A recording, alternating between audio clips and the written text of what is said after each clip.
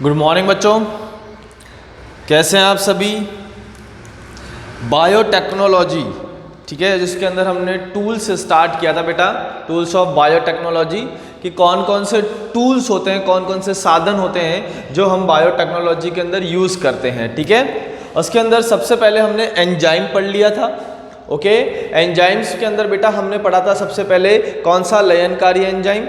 उसके बाद हमने पढ़ा विदलन एंजाइम। विदलन एंजाइम में एक्सोन्यूक्लियस पढ़ा, एंडोन्यूक्लियस पढ़ा, रेस्ट्रिक्शन एंडोन्यूक्लियस पढ़ा। ठीक है, और उसके बाद डीएनए लाइगेज एंजाइम पढ़ा, जो डीएनए के टुकड़ों को आपस में जोड़ने का कार्य करता है। फिर बेटा हमने कल जो है वो वेक्टर्स की बात की थी। ठीक है, वेक्टर्स को अपन व्हीकल डीएनए भी कहते हैं, जिसके अंदर बाहर वाले डीएनए को यानी विजातीय डीएनए को क्या करते हैं, इंसर्ट करवा कर किसी कोशिका में, किसी परपोषी कोशिका के अंदर क्या करते हैं, ट्रांसफर करते हैं। क्लियर, ये चीज हमने पढ़ी थी। ओके, और फिर हमने इसके एग्जाम्पल्स भी देखे थे, और पहला एग्जाम्पल हमने लिया था बेटा प्लाज्मिड का। पहला एग्जाम्पल किसके लिया था हमने, प्लाज्मिड का। ठीक है, प्लाज्मिड में डाउट है बच्चों का, उसको हम एक बार वापस से रिपीट कर देते हैं। ठीक है, प्लाज्मिड जो होता है ना बेटा, वो एक्स्ट्रा क्रोमोसोमल मटेरियल होता है। ठीक है, कि हमने जैसे कि ये बैक्टीरिया बनाया है, हमने ये क्या बनाया है, बैक्टीरिया बनाया है, तो बैक्टीरिया के अंदर खुद का डीएनए तो होता ही है। बैक्टीरिया में खुद का डीएनए तो होता ही है। ये कौन सा डीएनए हो गया, बैक्टीरियल डीएनए। कौन सा डीएनए हो गया, बैक्टीरियल डीएनए। तो खुद का डीएनए तो हो ही है, साथ में इसके अलावा भी एक वृत्ताकार डबल स्टैंडर्ड डीएनए पाया जाता है, उसको ही हम कहते हैं बेटा प्लाज्मिड। उसको ही अपन क्या कहते हैं, प्लाज्मिड कहते हैं। ठीक है ना, तो बैक्टीरियल डीएनए के अलावा भी एक एक्स्ट्रा डीएनए पाया जाता है, एक्स्ट्रा आनुवांशिक पदार्थ पाया जाता है, जिसको हम प्लाज्मिड कहते हैं। तो एक्स्ट्रा क्रोमोसोमल जेनेटिक मटेरियल होता है प्लाज्मिड। ठीक है, प्लाज्मिड जो है बेटा वाहक का कार्य करता है। जैसे कि मान लो ये प्लाज्मिड है, ये क्या है बेटा, प्लाज्मिड। ठीक है, तो हम क्या करेंगे, ये एक हमारे पास में प्लांट का डीएनए है और हमारी ये जीन है, टारगेट वाली जीन है, तो हम दोनों को रेस्ट्रिक्शन एंडोन्यूक्लियस एंजाइम से कट करेंगे। सेम यानी समान रेस्ट्रिक्शन एंडोन्यूक्लियस एंजाइम से कट करेंगे, तो वो इसको यहाँ से कट करेगा और वो उसको यहाँ से कट करेगा, और इस टारगेट जीन को हम इस प्लाज्मिड के अंदर एंटर करवा देंगे। अब ये जो डीएनए बना, इसमें बैक्टीरिया का डीएनए यानी प्लाज्मिड है, और हमारा टारगेट डीएनए है यानी विजातीय डीएनए है। ठीक है, अब इसको अपन क्या बोलते हैं, रिकॉम्बिनेंट डीएनए कहते हैं, और ये किसी परपोषी कोशिका में इंसर्ट करवा दिया जाता है। यानी ये प्लाज्मिड क्या कर रहा है, इस टारगेट डीएनए को परपोषी कोशिका में लेके जा रहा है। तो यानी एक टैक्सी का काम करता है। किसका काम करता है, एक टैक्सी का काम करता है। ठीक है, और प्लाज्मिड के पास बेटा क्या होता है, प्लाज्मिड के पास प्रतिजैविक प्रतिरोधी जीन्स होती है। प्रतिजैविक प्रतिरोधी जीन्स होती है। प्रतिजैविक प्रतिरोधी जीन्स का मतलब हो गया, जैसे कि मान लो कि इसके पास एम्फिसिलिन एंटी रेजिस्टेंस जीन है, एम्फिसिलिन रेजिस्टेंस जीन है। ठीक है, जब आप इसको एम्फिसिलिन एंटीबायोटिक दोगे खत्म करने के लिए, ठीक है, तो ये खत्म नहीं होगा।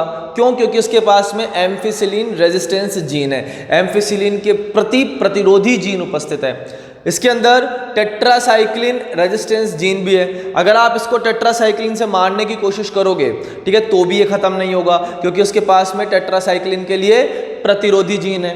ठीक है, मान लो कि हमने टेट्रासाइक्लिन वाली प्रतिरोधी जीन को हटा दिया। ठीक है, टेट्रासाइक्लिन प्रतिरोधी जीन को हटा दिया और फिर टेट्रासाइक्लिन से इसको मारने की कोशिश करी, तो ये मर जाएगा, क्योंकि इसके पास में प्रतिरोधी जीन नहीं है। ठीक है, तो हमने प्लाज्मिड में एक एग्जाम्पल देखा था बेटा PBr 322 का। ठीक है, जिसके अंदर हमने बहुत सारे रेस्ट्रिक्शन साइट पढ़ी थी, यानी जिनके द्वारा हम जो है इस प्लाज्मिड को कट कर सकते हैं।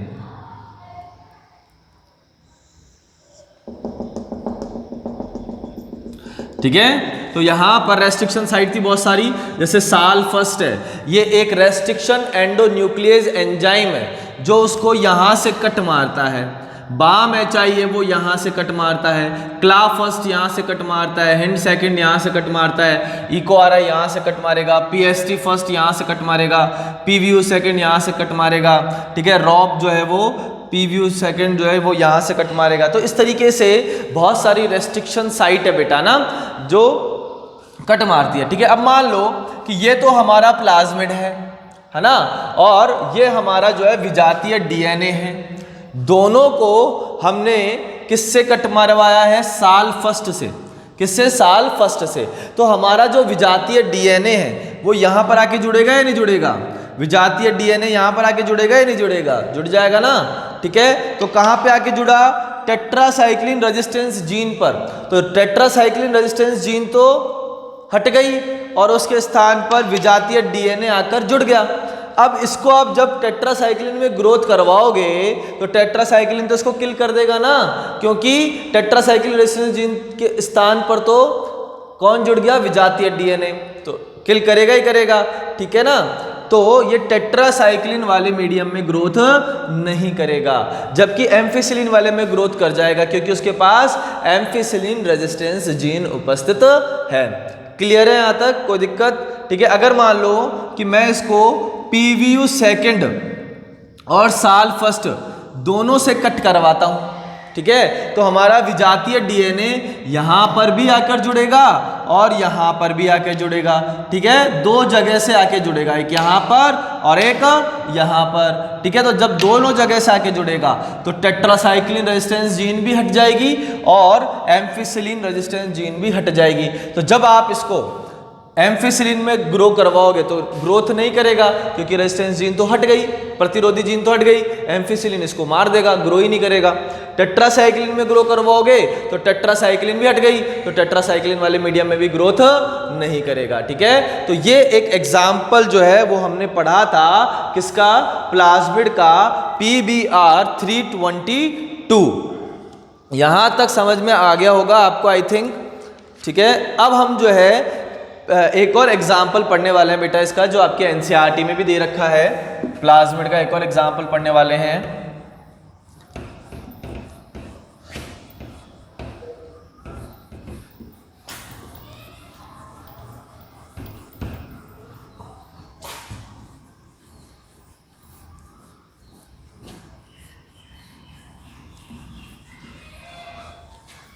ओके, हम प्लाज्मिड का एक और एग्जाम्पल पढ़ने वाले हैं बेटा, और वो एग्जाम्पल है PUC 18, ठीक है। PUC 18 का हम एग्जाम्पल पढ़ने वाले हैं। तो इसका भी हम एक डायग्राम बना देते हैं।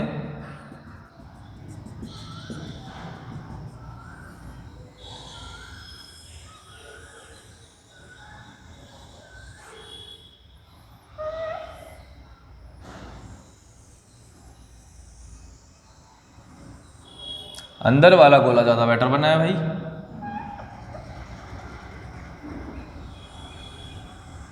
ये देखो, ठीक है। तो यहां पर भी क्या होगा बेटा? एक ORI होगा जहां से प्रतिकृतिकरण स्टार्ट होगा। तो ये वाला जो सीक्वेंस है बेटा, वो सीक्वेंस कौन सा है?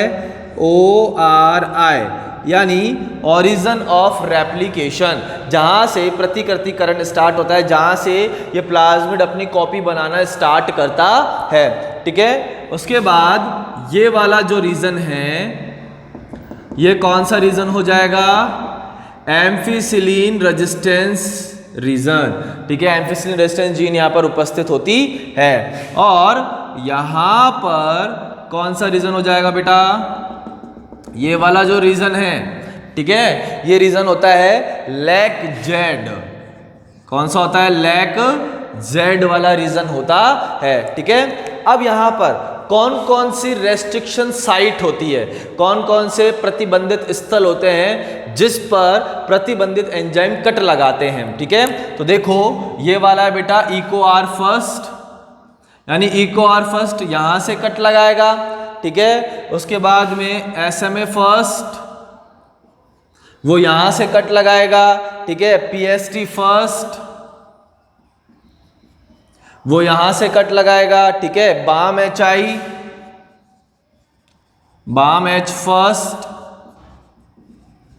हिंड सेकंड यहाँ से कट लगाएगा और साल फर्स्ट यहाँ से कट लगाएगा। यानी बेटा आप देख रहे हो ना कितनी सारी रेस्ट्रिक्शन साइट है एक ही जगह पर। एक ही जगह पर बहुत सारे रेस्ट्रिक्शन एंजाइम कट लगा सकते हैं। जैसे ये यहाँ से लगा दिया, ये यहाँ से, यहाँ से, यहाँ से, यहाँ से, यहाँ से, तो बहुत सारी है ना यहाँ पर। तो इसको बोलते हैं बेटा MCS यानी मल्टीपल क्लोनिंग साइट। ठीक है, इसको हम क्या बोलते हैं? MCS यानी मल्टीपल क्लोनिंग साइट। ओके, यानी एक ही जगह पर बहुत सारी क्लोनिंग साइट है, इसलिए इसको क्या बोल दिया जाता है? मल्टीपल क्लोनिंग साइट कह दिया जाता है। अब देखो बेटा यहां पर क्या होता है। ठीक है, ये जो लैक जेड है ना बेटा, ये वाला, ये लैक जेड, ये लैक जेड जो है एक एंजाइम बनाता है बेटा ना। ये लैक जेड क्या करेगा? एक एंजाइम बनाएगा। ठीक है, और उस एंजाइम का नाम क्या है बेटा? Beta galactosidase. उस एंजाइम का नाम क्या है? Beta galactosidase.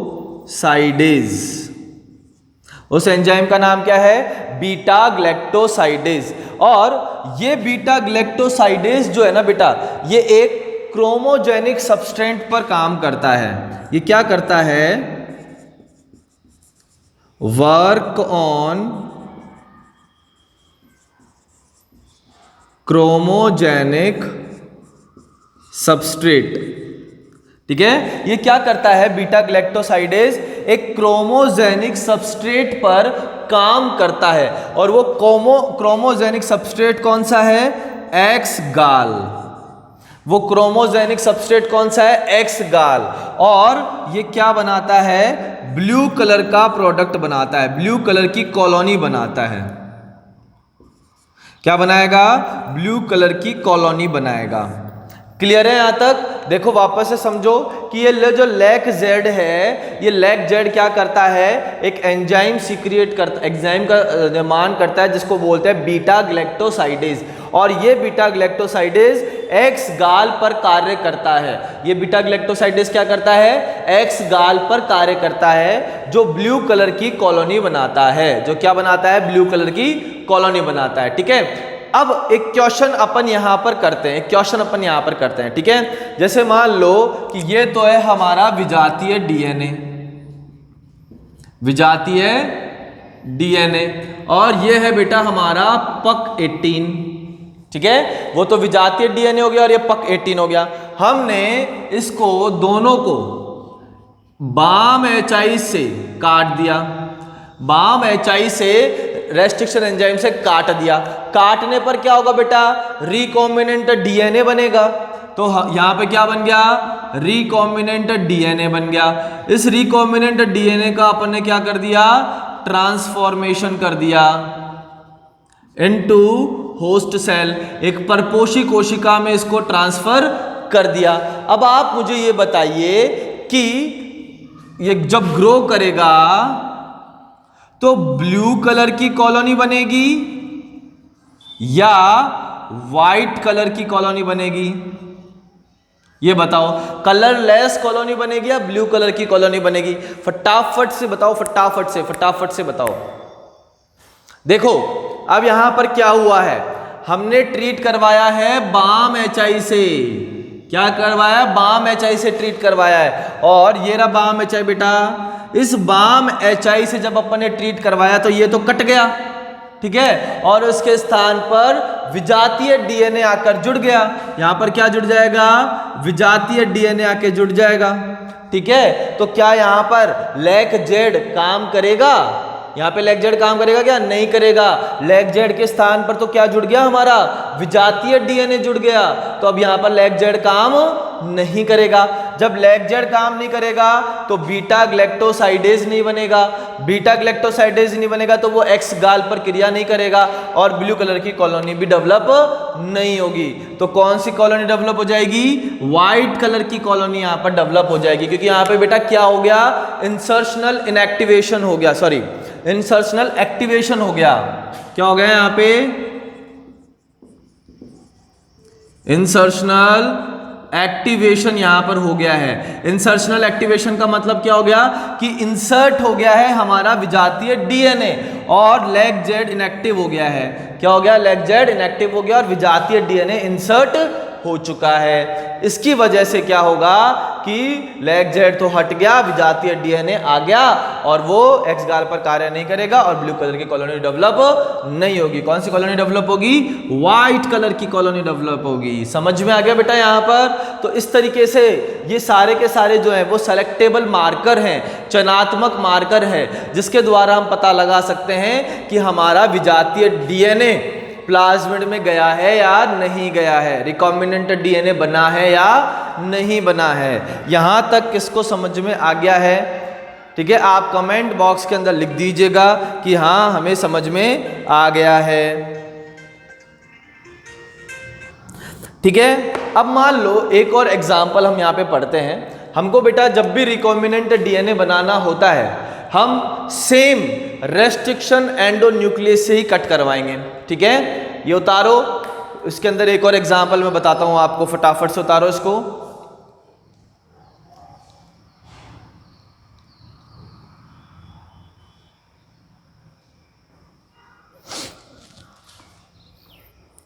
ठीक है, अब देखो यहां पर एक और एग्जांपल से अपन करते हैं। जब भी अपन रिकॉम्बिनेंट डीएनए बनाते हैं, ठीक है, तब अपन क्या करते हैं? सेम रेस्ट्रिक्शन एंडोन्यूक्लियस से कट करवाएंगे।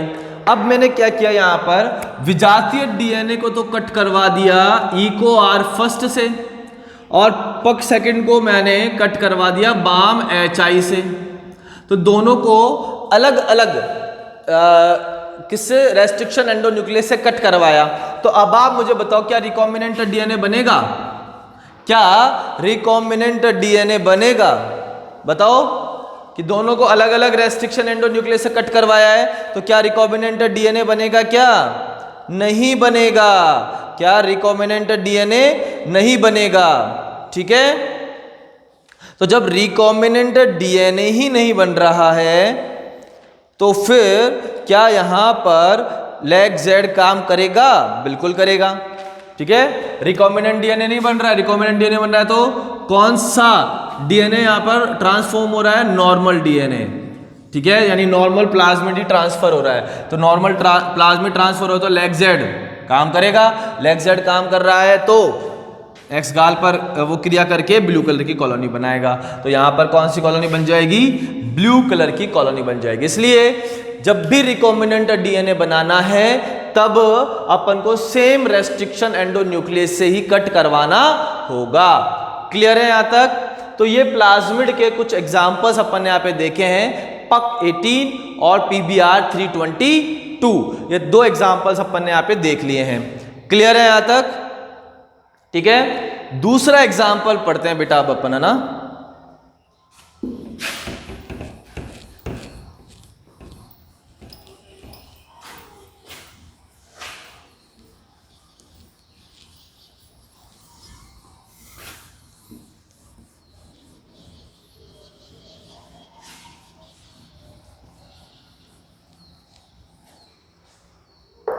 दूसरा एग्जाम्पल पढ़ रहे हैं अपन और दूसरा एग्जाम्पल है बेटा बैक्टीरियोफेज। दूसरा एग्जाम्पल कौन सा है?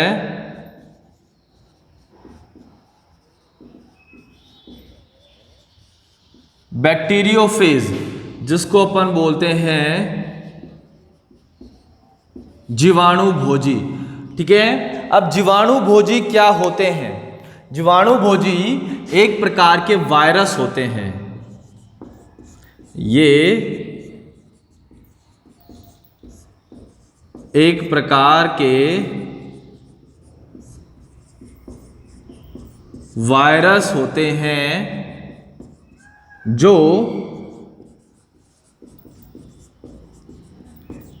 जीवाणुओं को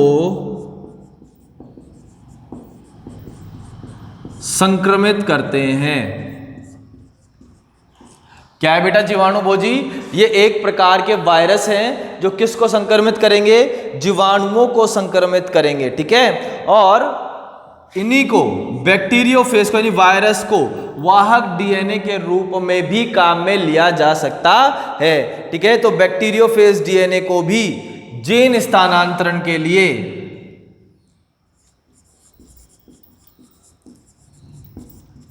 जीवाणु भोजी डीएनए को भी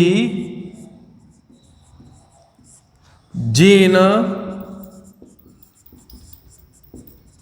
स्थानांतरण के लिए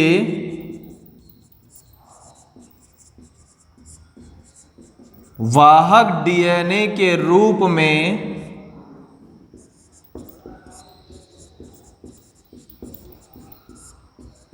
उपयोग लिया जाता है।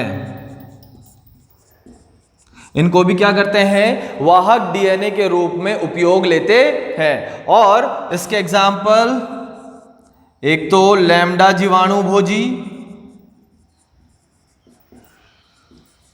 इसके एग्जाम्पल कौन से हो गए, लैम्डा जीवाणु भोजी, और एक होता है बेटा M13 जीवाणु भोजी।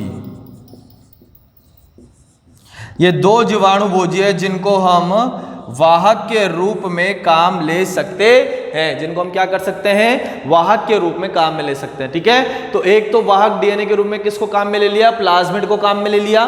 ठीक है, और एक बैक्टीरियोफेज को काम में ले लिया। अब तीसरा जो हम पढ़ने वाले हैं वो है बेटा कॉस्मिड। वो क्या है, कॉस्मिड। जो कॉस्मिड होता है ना बेटा, वो प्लाज्मिड और बैक्टीरियोफेज दोनों से मिलकर बना होता है। कॉस्मिड क्या होता है, प्लाज्मिड और बैक्टीरियोफेज दोनों से मिलकर बना होता है। तो कॉस्मिड को प्लाज्मिड व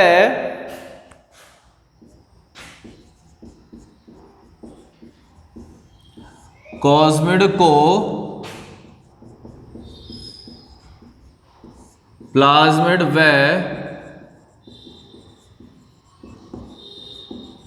जीवाणु भोजी के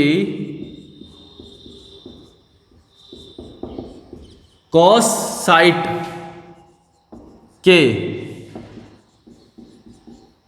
संयोग से बनाया जाता है। प्लाज्मिड व जीवाणु भोजी की कॉस साइट के संयोग से बनाया जाता है। ठीक है, तो ये हो गया बेटा कॉस्मिड। क्लियर है यहां तक, कोई दिक्कत है यहां पर? एक होता है बेटा फेजमिड, फेजमिड भी होते हैं, ये भी वाहक डीएनए के रूप में काम में लिए जाते हैं। ठीक है, ये सारे के सारे बेटा अपन को प्रोकैरियोटिक सेल से ही मिल रहे हैं अभी तक। ठीक है, यूकैरियोटिक सेल का हमने अभी तक कोई भी एग्जाम्पल नहीं पढ़ा है, वो हम पढ़ेंगे इसके बाद में। तो फेजमिड को भी बैक्टीरियोफेज और प्लाज्मिड के संयोग से बनाया जाता है। इसे भी प्लाज्मिड व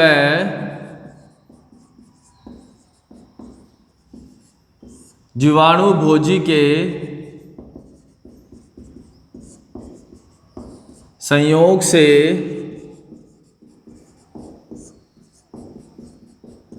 बनाया जाता है। ठीक है, फिर पांचवा जो वाहक है वो हम पढ़ने वाले हैं बेटा YAC, जिसका फुल फॉर्म है यीस्ट आर्टिफिशियल क्रोमोसोम। जिसका फुल फॉर्म क्या है, यीस्ट आर्टिफिशियल क्रोमोसोम। और ये बेटा हमको कहां से मिलता है, यीस्ट क्या है, यूकैरियोटिक सेल है। ये हमको कहां से मिलता है, यूकैरियोटिक सेल से मिलता है, क्योंकि यीस्ट क्या होता है, यूकैरियोट होता है। बाकी ये सारे के सारे क्या है बेटा, प्रोकैरियोट है, बट ये क्या है, यूकैरियोटिक सेल है। ठीक है, इसके साथ एक और होता है बेटा bacterial artificial chromosome, BAC, bacterial artificial chromosome. तो ये सारे के सारे बेटा क्या है, अब और भी होते हैं, ट्रांसपोजोन भी होता है। ठीक है, और बहुत सारे होते हैं भी। तो अपन को इतना ही पढ़ना है अभी। तो प्लाज्मिड हो गया, मेन प्लाज्मिड अपने एनसीईआरटी के अंदर दे रखा है आपके। बैक्टीरियोफेज हो गया, कॉस्मिड हो गया, फेस्मिड हो गया, वाईएसी हो गया और बीएससी हो गया। सारे के सारे वाहक के रूप में हम काम में ले सकते हैं, ठीक है। अब बेटा हमको ये पढ़ना है कि कौन से वाहक में कितनी साइज का डीएनए, कितनी साइज का विजातीय डीएनए हम इंसर्ट करवा सकते हैं, ये हमको पढ़ना है, ठीक है। तो हम यहां पर लिख सकते हैं वेक्टर टाइप, ठीक है, वाहक का प्रकार। वेक्टर टाइप का मतलब हो गया वाहक का प्रकार। और यहां पे लिख सकते हैं अपन इंसर्ट डीएनए इन केबी। केबी के अंदर हम इंसर्ट करवाएंगे डीएनए को कि कितना साइज का जो डीएनए है वो ऐड हो सकता है। तो अपन प्लाज्मिड की अगर अपन बात करते हैं, ठीक है, तो प्लाज्मिड में बेटा 0.5 to 8 केबी का, 0.5 से 8 केबी का डीएनए हम इसमें इंसर्ट करवा सकते हैं, ठीक है। हम लैम्डा बैक्टीरियोफेज की बात करते हैं, ठीक है, तो हम 9 से 23 केबी का डीएनए इंसर्ट करवा सकते हैं। हम कॉस्मिड की बात करते हैं, ठीक है, तो 30 से 40 केबी का डीएनए इंसर्ट करवा सकते हैं। हम बीएससी की बात करते हैं यानी बैक्टीरिया आर्टिफिशियल क्रोमोसोम, तो हम 500 से 300 केबी का डीएनए इंसर्ट करवा सकते हैं। और हम जो है अगर YAC की बात करें यानी ईस्ट आर्टिफिशियल क्रोमोसोम की बात करें, तो हम यहाँ पर 1000 से 2500 केबी का डीएनए इंसर्ट करवा सकते हैं। 1000 से 2500 केबी का डीएनए इंसर्ट करवा सकते हैं।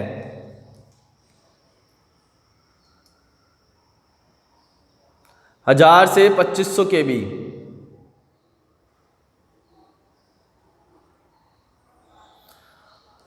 क्लियर है? तो ये सारे के सारे हमने वेक्टर्स पढ़ लिए हैं। अब बेटा हम प्लांट के लिए भी यानी पादप और जंतु की अगर जीन क्लोनिंग करनी है, ठीक है, तो उनके लिए कौन से वाहक हम काम में लेंगे वो भी हम अभी आज के टॉपिक में पढ़ने वाले हैं, ठीक है। तो इसको मिटा दें। आई थिंक आप सबने उतार लिया होगा ये, ओके।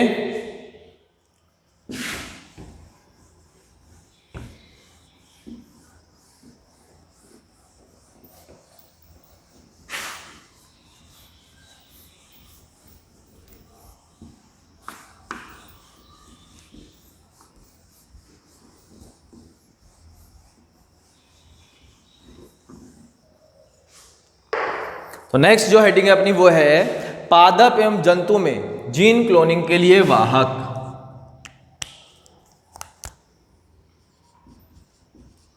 पादप व जंतु में जीन क्लोनिंग के लिए वाहक, ठीक है। तो ये पढ़ने वाले हैं बेटा। तो इसके अंदर क्या करते हैं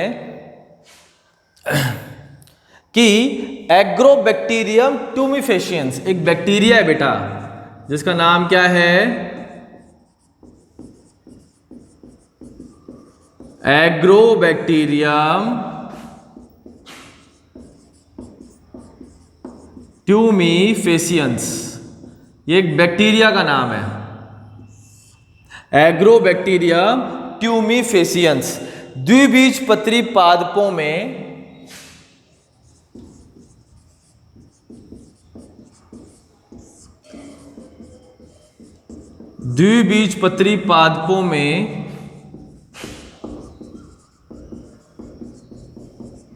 जीन स्थानांतरण के द्वारा, द्विबीजपत्री पादपों में जीन स्थानांतरण के द्वारा ट्यूमर उत्पन्न करता है, ट्यूमर उत्पन्न करता है। अभी समझाते हैं बेटा। ट्यूमर को एक तरीके की गांठ बोलते हैं अपन, ट्यूमर को क्या बोलते हैं? एक तरीके की गांठ बोलते हैं, ठीक है। और दूसरी चीज रेट्रोवायरस। रेट्रोवायरस जंतु में जीन स्थानांतरण द्वारा, रेट्रोवायरस जंतुओं में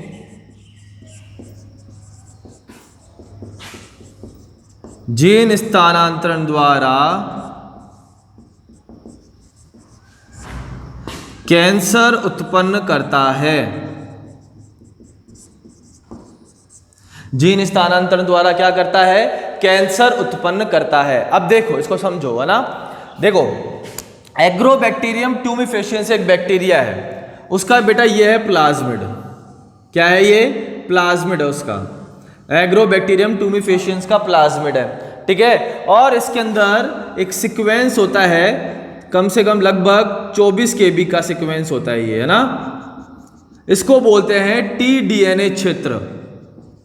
इसको क्या बोलते हैं बेटा? tDNA क्षेत्र, ठीक है। जब ये पूरा का पूरा प्लाज्मिड पादप में स्थानांतरित होता है, ठीक है, तो इस tDNA क्षेत्र में डिजीज पैदा करने की क्षमता पाई जाती है और ये प्लांट में क्राउन गॉल डिजीज उत्पन्न करता है। ये क्या करता है? प्लांट में क्राउन गॉल डिजीज उत्पन्न करेगा। क्राउन गॉल डिजीज यानी गांठ बना देगा वो, ठीक है। तो अब हमको क्या करना है कि इस tDNA वाले क्षेत्र को यहां से हटा दो। हमने क्या किया? इस tDNA वाले क्षेत्र को हमने यहां से हटा दिया और इसके स्थान पर हमने हमारा विजातीय DNA जोड़ दिया, ठीक है। यानी पहले तो ये रोगकारी था, अब ये कैसा हो गया? अरोगकारी हो गया। और फिर इसको पादप में स्थानांतरित करवा दिया, ठीक है। तो हमारा जो विजातीय DNA है वो पादप में प्रवेश कर जाएगा और ये डिजीज भी उत्पन्न नहीं होगी, क्योंकि हमने tDNA वाले क्षेत्र को यहां से हटा दिया है। यानी इसको रोगकारी से अरोगकारी बनने बना दिया। वैसे के वैसे रेट्रोवायरस जंतुओं में क्या करता है? कैंसर उत्पन्न करता है। तो हम क्या करेंगे? कैंसर वाली जीन को हटाएंगे और उसके स्थान पर हमारा विजातीय DNA ऐड कर देंगे और फिर जंतुओं में स्थानांतरित करवाएंगे। तो हमारा विजातीय DNA जंतुओं में चला गया और कैंसर भी उत्पन्न नहीं हुआ, ठीक है। तो हम क्या करेंगे कि इन रोगकारी जीवाणु और विषाणु को, इन रोगकारी जीवाणु व विषाणु को अरोगकारी बनाकर, अरोगकारी बनाकर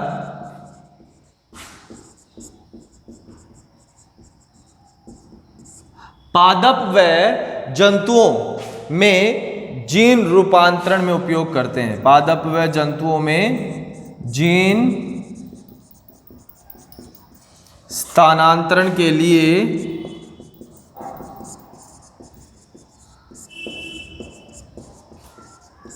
वाहक के रूप में उपयोग में लेते हैं। आ गया बच्चा समझ में? कोई दिक्कत है यहां तक? ठीक है, तो ये हमारे वाहक DNA हो गए। हमने टूल्स पढ़ लिए हैं बेटा।